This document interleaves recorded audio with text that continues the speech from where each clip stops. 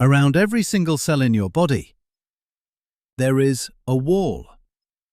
It is roughly 8 nanometers thick.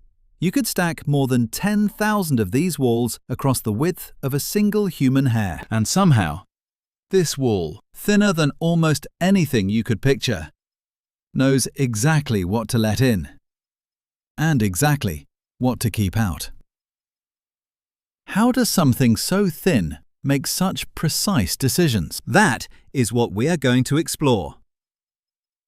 The cell membrane and the quiet, constant traffic flowing in and out of it every second of your life. Let us begin with what this wall is actually made of. The cell membrane is built primarily from molecules called phospholipids. Each phospholipid has 2 parts, a head and 2 tails. The head loves water. Scientists call this hydrophilic. The 2 tails do the opposite. They avoid water entirely, hydrophobic. Now, place trillions of these molecules together, in water on both sides, which is exactly the situation inside your body. What happens? The heads turn outward, toward the watery environment on each side, and the tails turn inward, away from the water, hiding from it together. The result is a double layer.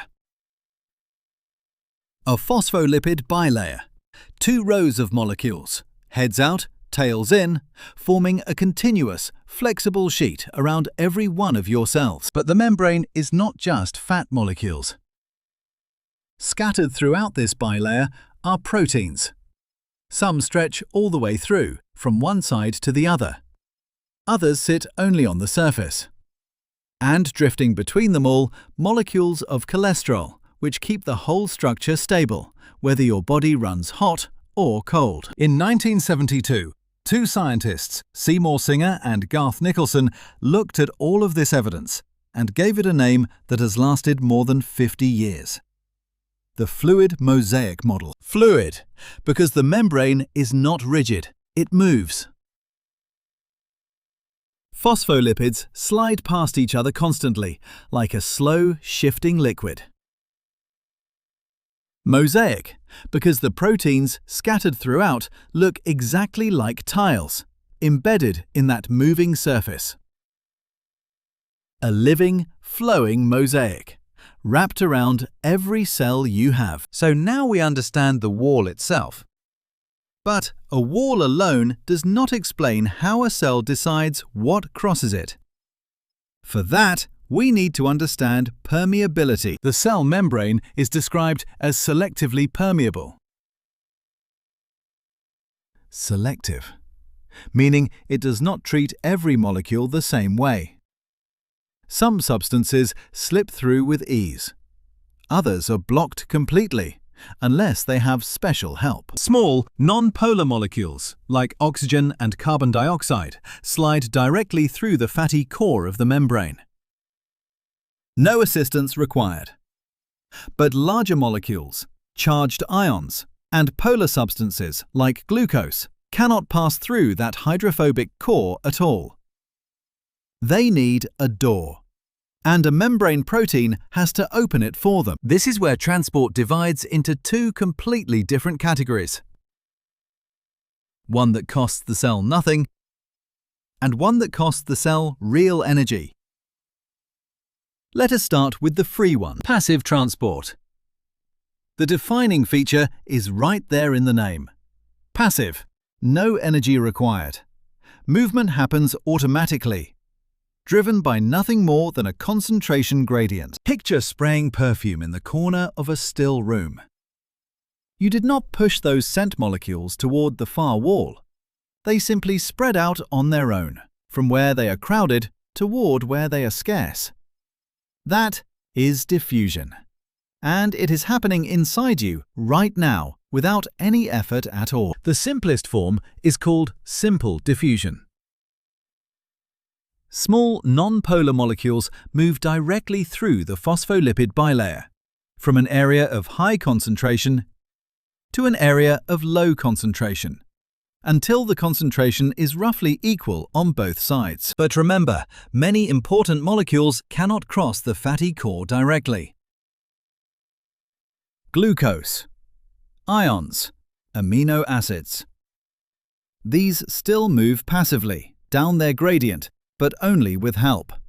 This is called facilitated diffusion. Facilitated diffusion uses two kinds of proteins. Channel proteins, which form a direct pore, like a tunnel through the membrane.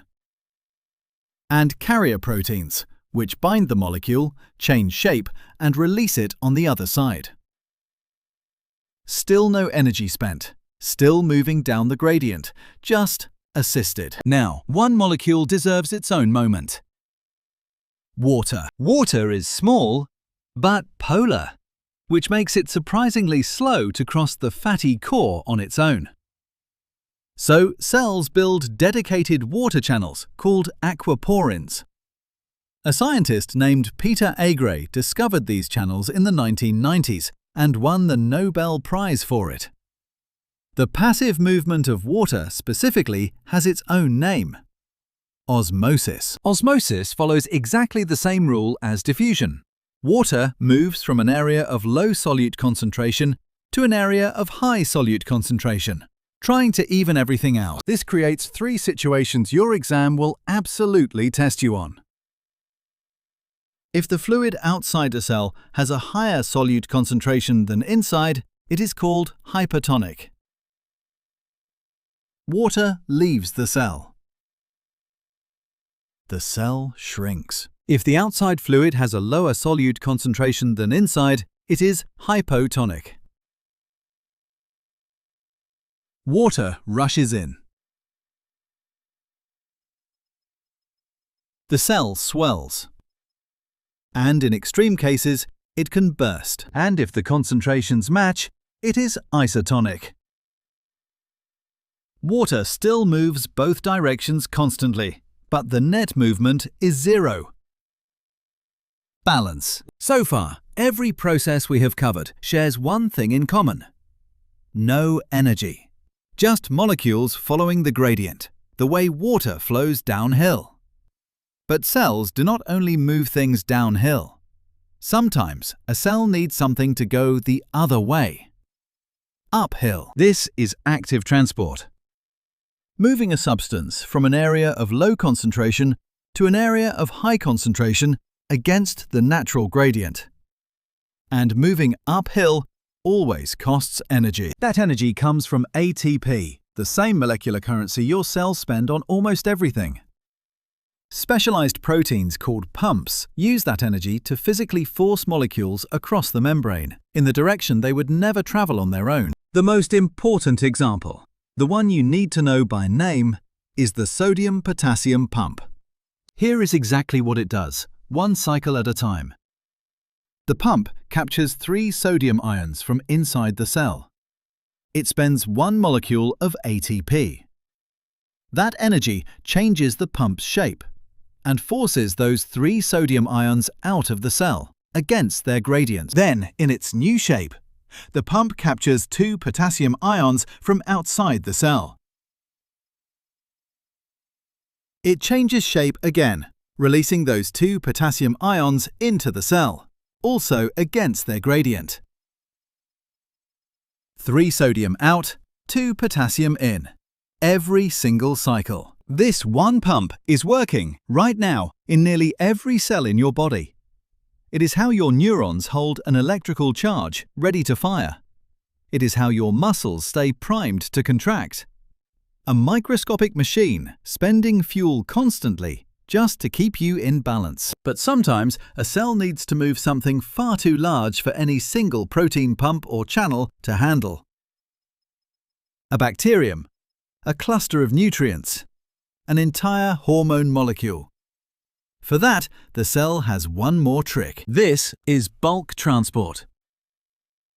And it works by using the membrane itself as packaging material. To bring something large into the cell, the membrane folds around it, wrapping it completely, and pinches off into its own small sphere called a vesicle. This process is called endocytosis. When the cell engulfs a solid particle, it is specifically called phagocytosis, cell eating. When it takes in droplets of fluid, it is pinocytosis, cell drinking. And to send something large back out, the process reverses. A vesicle inside the cell travels to the membrane and fuses directly with it, releasing its contents to the outside. This is exocytosis. It is exactly how your neurons release signaling chemicals and how certain cells release insulin into your bloodstream. And notice something important. Endocytosis and exocytosis both require energy. Reshaping the membrane, building and moving a vesicle, none of that happens for free. Bulk transport belongs firmly on the active side of the ledger. Let us bring the entire membrane back together now. One structure, two categories of movement. Passive transport costs nothing and always follows the gradient. Simple diffusion for small, non-polar molecules straight through the bilayer. Facilitated diffusion, using channel and carrier proteins for larger or charged molecules. Osmosis, the passive movement of water specifically. Active transport costs ATP and can move substances against the gradient. The sodium-potassium pump. 3 sodium out, 2 potassium in every cycle. And bulk transport.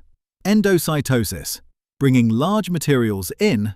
Exocytosis, sending them back out. For your exam, 4 things matter most. 1. Passive transport never requires energy. It always moves down the gradient. 2. Active transport always requires energy because it moves against the gradient. 3. Know the sodium-potassium pump's exact ratio.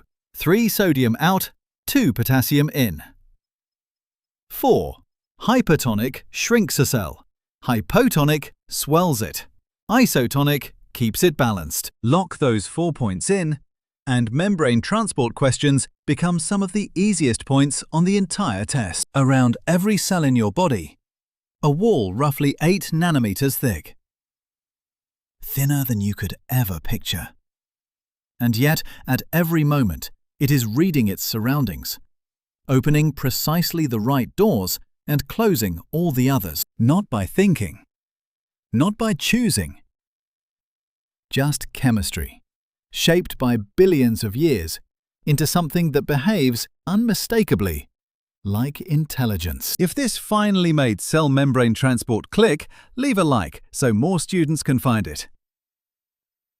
Subscribe, because your next topic is already on its way.